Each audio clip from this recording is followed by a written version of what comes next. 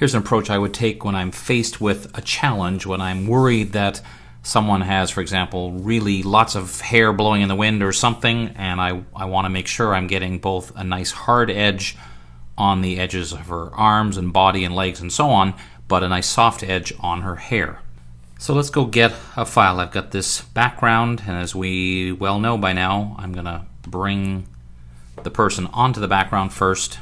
It is a camera raw file, so I think I'm going to play around with some settings in here. I want to give my tools the best opportunity to select all of her hair, so I think I'm going to push the contrast and even the clarity a little bit. Click OK, and then we can collapse mini bridge.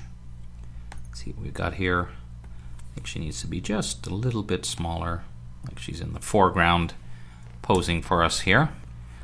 So once again, this is a camera raw smart object. Now the first thing I do is duplicate the camera raw smart object. Command or Control J. You can also do it through other means, but that's the keyboard shortcut for duplicate layer. And by doing that, now I have two copies of the same smart object. And what that means is if I update one, they'll both update, and that's going to be very important for us. So let's start off on this top one. I'm going to hide the other one, and I'm doing that so that when I start using Refine Edge, I can see through to the background. Now I'm going to use my quick selection tool, and all I'm really focusing my attention on here is her hair. Now another little tip for working with hair is don't worry about trying to get every little bit. The little pieces are ones we can get by using Refine Edge. So all I'm really doing is kind of going head and shoulders a little bit. I want to remove this part right here.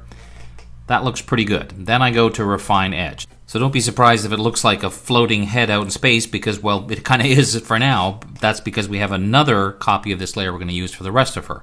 But the advantage in doing it this way is, remember, I still have it set on Layers View. Let's click on Smart Radius and push it up really high and see what happens.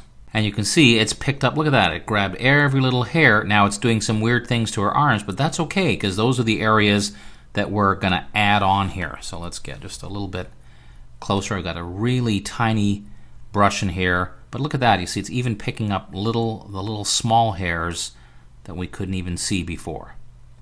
So I just do a little bit like that.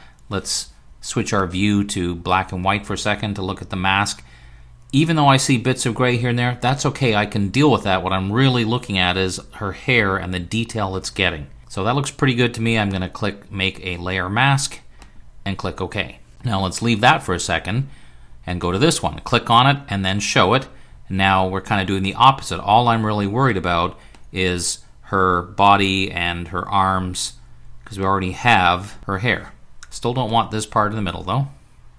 And just to be sure, I'm going to make sure we have right up to kind of her neck there. Don't want this part, but I do want this part of her body. One little quick tip, by the way, is when you're making a selection before you go into Refine Edge, just press Q for Quick Mask, and that'll give you this kind of colored overlay, and you can see if you're missing anything really obvious. I do want to scroll down and make sure I'm not missing any part of her. That looks pretty good. All right, Refine Edge. We're still set on black. Let's go to On Layers. And again, it looks a little weird because we don't see her head, but that's okay. I already have that. I'm just looking here at her arms. That all looks really nice to me. So we choose Layer Mask and click OK. So now we have one layer with the layer mask for her body. When I show this one, oh, there's the rest of her. And I've got a really nice selection.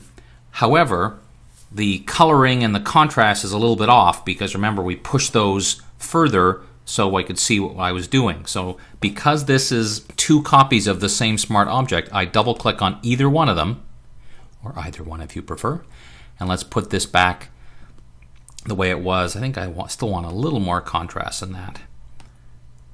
And exposure down just a bit maybe.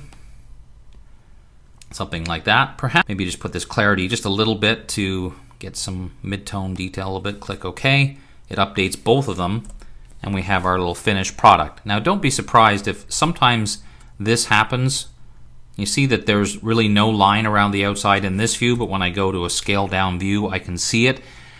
If you're concerned about that, and usually it's not a problem, but just in case, click on the layer mask and just add to it. Just make a marquee selection, fill with black, click on the other one, fill with black, and then just do that on each of them just to make sure we're not in fact seeing any, that those lines really won't be visible. So I just, on each case, fill with black. So overall that looks pretty good. I'm quite happy with that. I would look a little more closely, for example, in here. I really don't want gray in between her arm. In the next lesson we'll see how to deal with that. So I'm going to save this as a PSD so I can talk about it in the next session on fine-tuning a layer mask.